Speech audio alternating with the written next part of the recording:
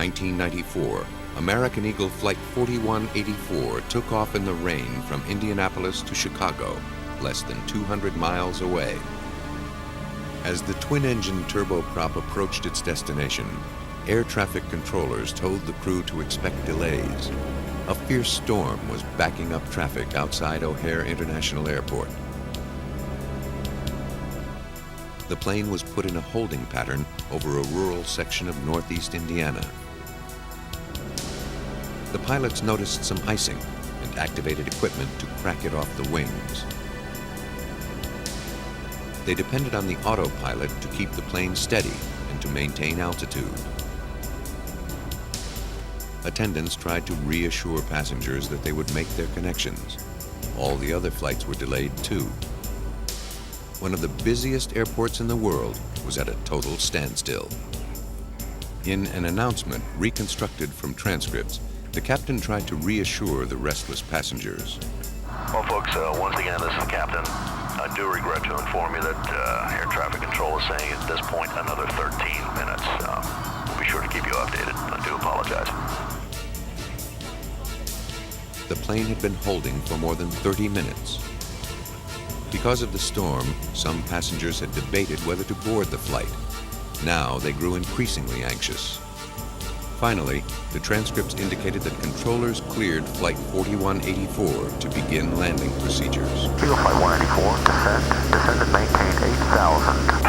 And down to 8,000, Eagle Flight 184. Eagle Flight 184, should be about 10 minutes until you're cleared in.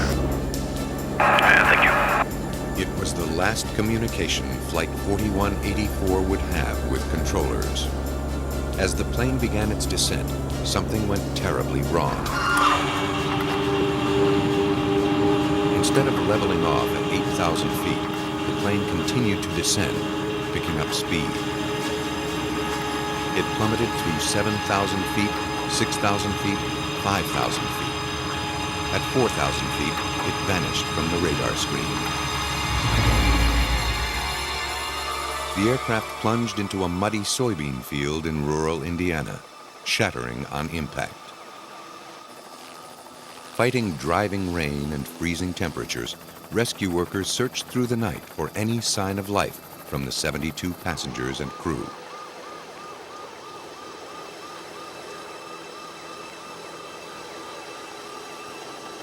Finally, they faced the truth. No one survived.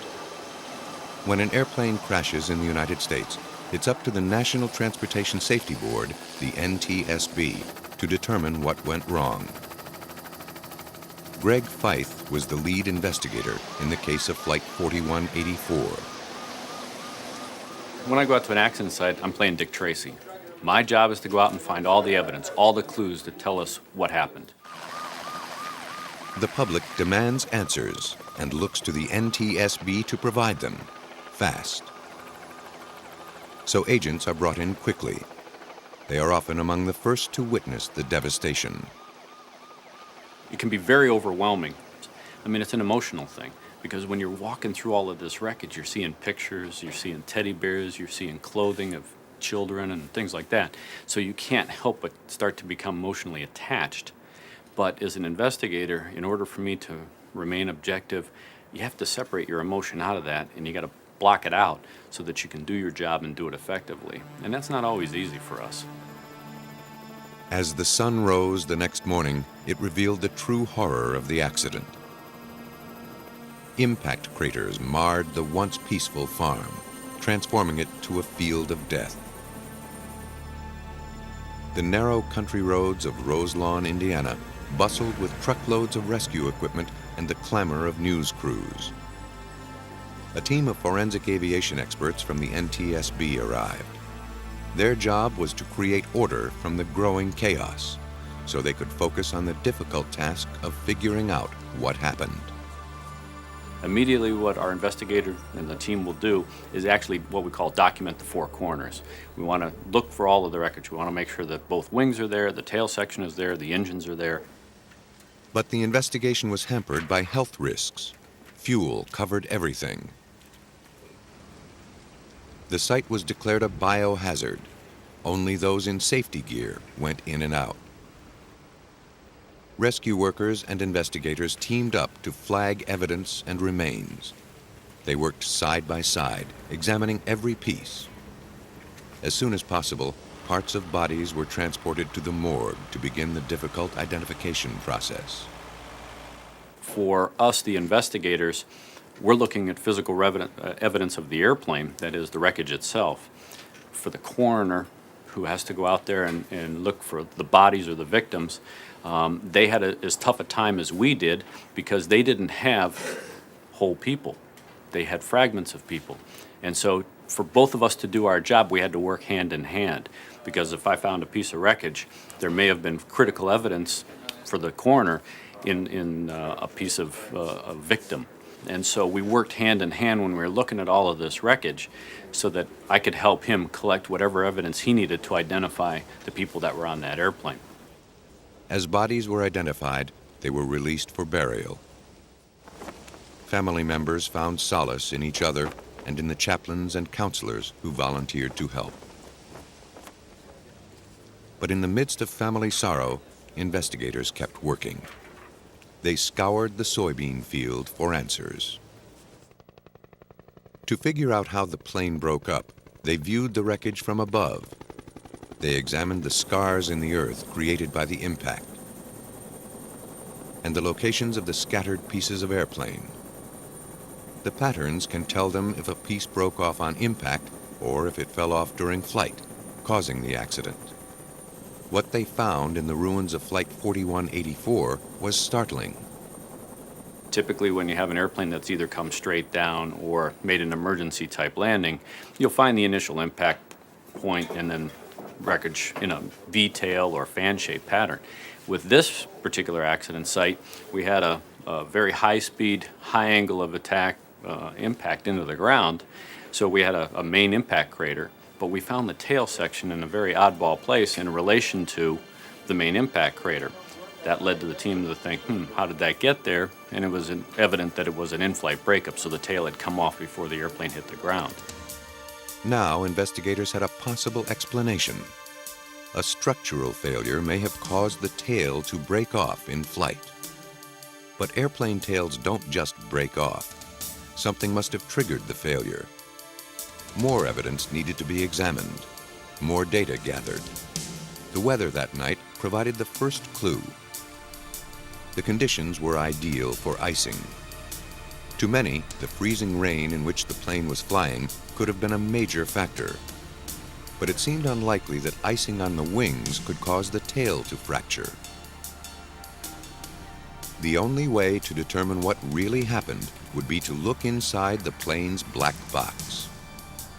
A black box is actually two boxes, and they're not black, they're orange, making them easier to find. One contains a record of the plane's mechanical workings. It's called the Flight Data Recorder. The other is the Cockpit Voice Recorder. Basically a crash-proof tape recorder, it contains an account of everything the pilots say. It also picks up alarms, engine noise, and perhaps the horrifying sound of impact. Within hours, the boxes were whisked away to NTSB headquarters in Washington, D.C. There, technicians prepared them for analysis. Sometimes black boxes provide instant answers. Other times, they only deepen the mystery. As investigators prepared the playback equipment, they also prepared themselves. They'd be the first to hear what the pilots said as they faced death head-on.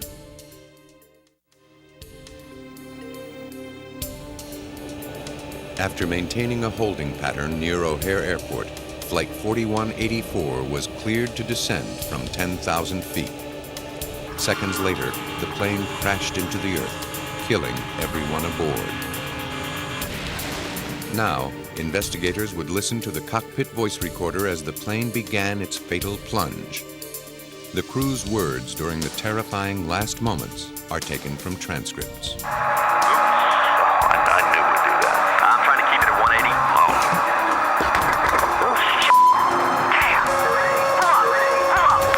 All right. Okay, just mellow out. Okay.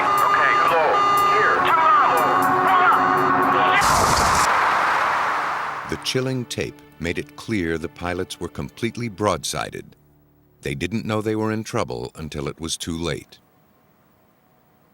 But it raised more questions than it answered. Investigators were no closer to learning what happened.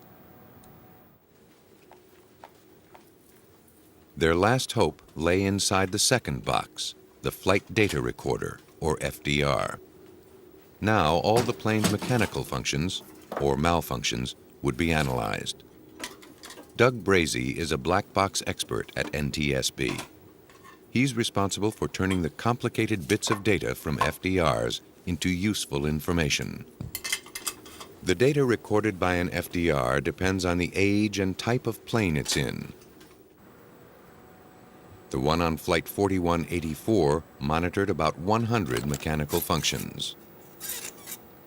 Brazee downloaded the information to a computer using tape decks that translate the coded data. The information appears as charts and graphs on the computer. They represent the pilot's actions and the airplane's performance in the final minutes before it plunged to Earth. The readouts were placed side by side on a timeline to see their relationships. As the data appeared, Brazee discovered the plane had experienced an abrupt, catastrophic event.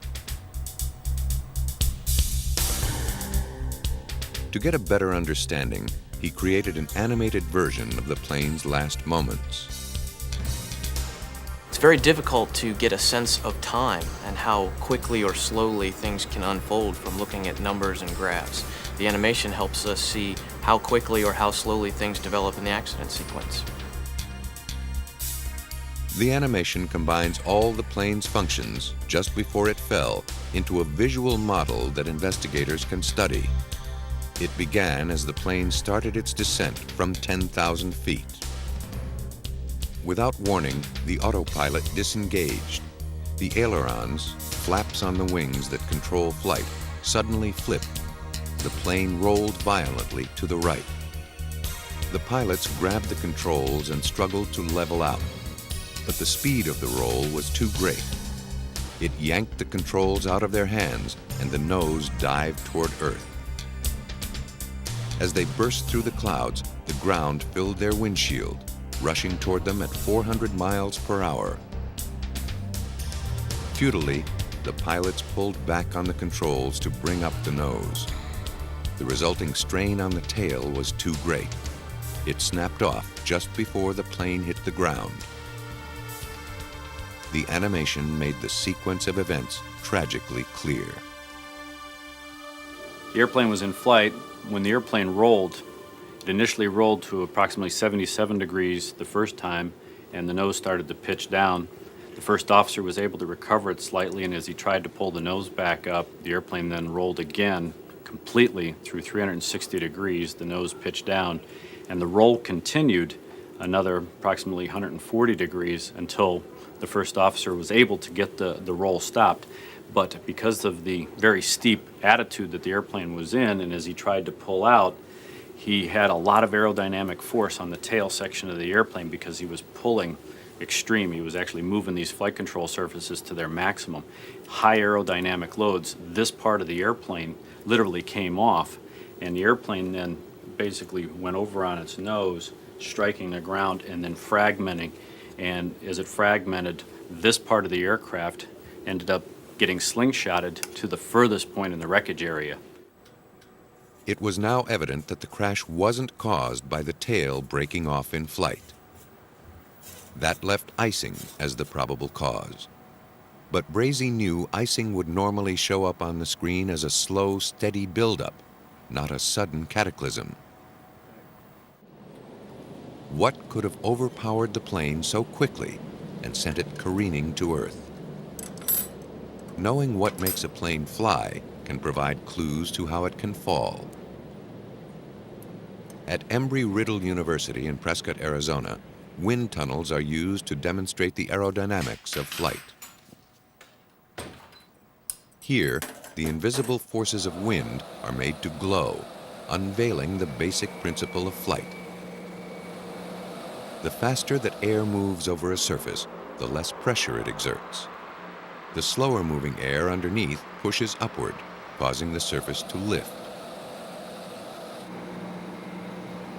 Aerospace engineer Richard Felton demonstrates the principle with a simple experiment. Let me demonstrate with a sheet of paper, if I might. I'm going to blow over the top of this surface of paper, so I'm not going to create anything below. There's no magic here at all, okay?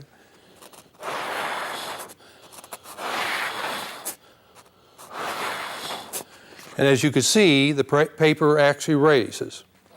Wings are not flat like paper, but they work the same way.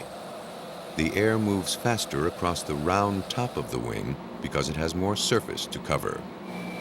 But it's critical that the top surface be smooth and that nothing on it disrupts the flow of air. If the airflow is disturbed, the object loses the pressure that lifts it. Any foreign objects on the wings can disrupt the airflow. For instance, ice can build up, then break off, leaving jagged edges. That may produce enough turbulence to bring down a plane. Flight 4184 was an ATR-72 series airplane. Roselawn investigators discovered that these planes had a history of icing problems. But the FDR showed that its de-icing system was working properly, and the readout didn't show normal icing patterns. Then, investigators learned of a weather phenomenon called supercooled drizzle drops, extra large freezing rain. A check with meteorologists told them the conditions that stormy Halloween night were right for this phenomenon to occur.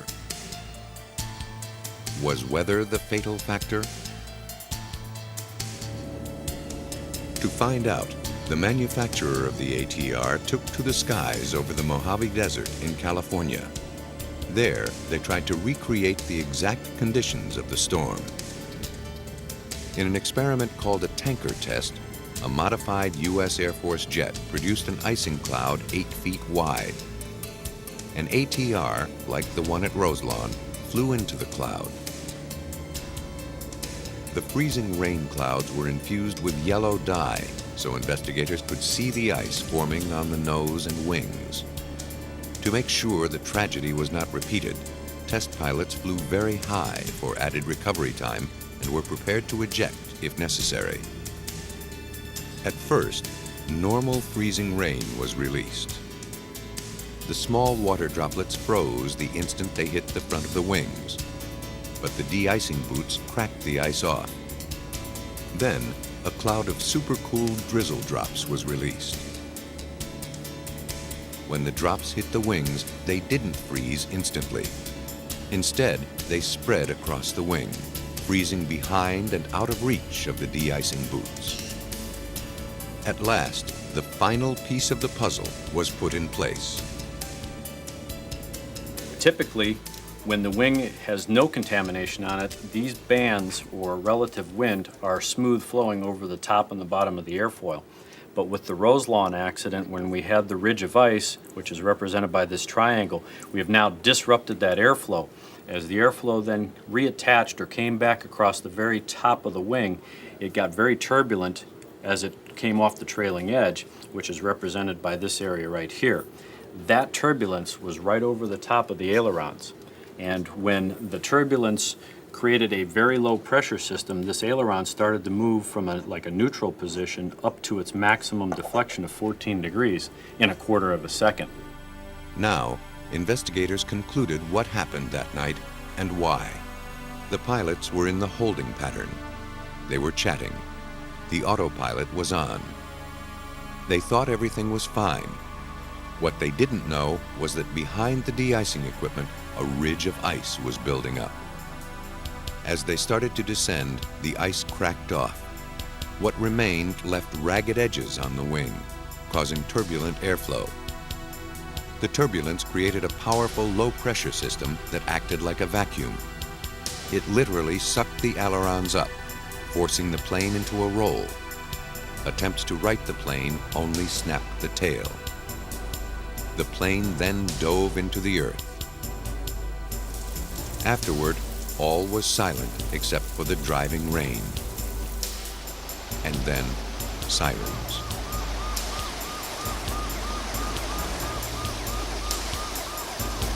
The crater in a soybean field in Roselawn, Indiana, is a scar that can never be healed. But by solving the accident, investigators had done all they could.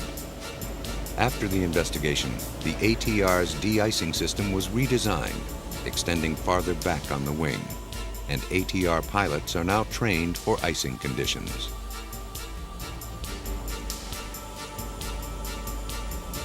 The work of the NTSB and others on the Roselawn case helped to reduce the chances of a similar accident happening again. Every airplane crash is the result of a fatal mixture of conditions. The ingredients come from the plane, the weather, and the pilot himself. In Canada, investigators tried to reconstruct a commuter plane's recipe for disaster. The mountains of British Columbia are among the most breathtaking in North America. But for pilots flying through them, they can be treacherous. In 1989, 2 young pilots at Skylink Airlines were flying 5 commuters in a 19-seat turboprop from Vancouver to Terrace, just over 400 miles away. They'd made the trip dozens of times, and they were familiar with the dense morning fog that often drifts through this part of Western Canada. The morning of September 26th was the start of just another day. Shortly before Flight 70 made its final approach to the runway, a 300-foot fog bank engulfed the airport, bringing visibility to 0. The pilot expected to see the runway lights pierce the fog at any moment. Instead, he saw only gloom. As the plane swooped down for the landing, he had second thoughts and safely aborted the maneuver. But as he pulled away, treetops suddenly loomed large through the dense haze.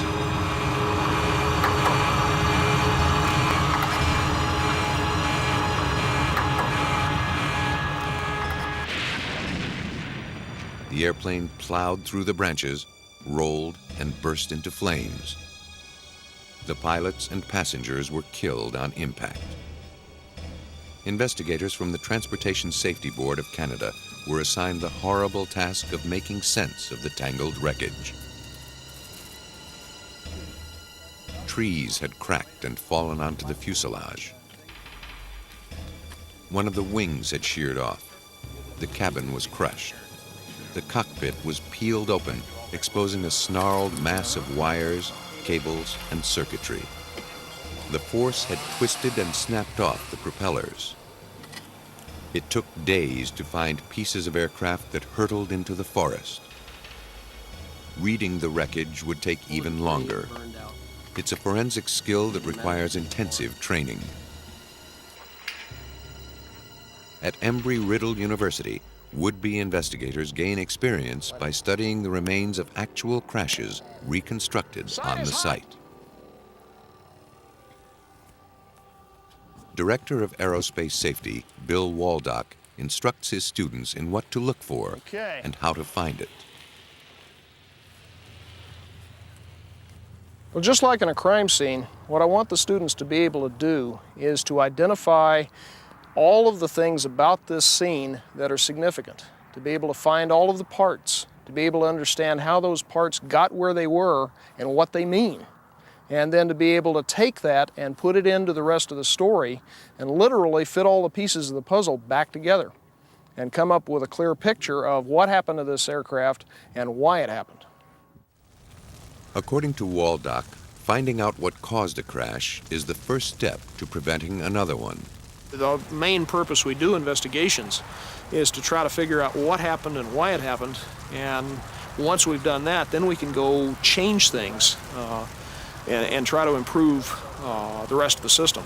It's an expensive way to learn, but usually it's one of the most impressive ways to learn, and we can get the point across pretty well that way.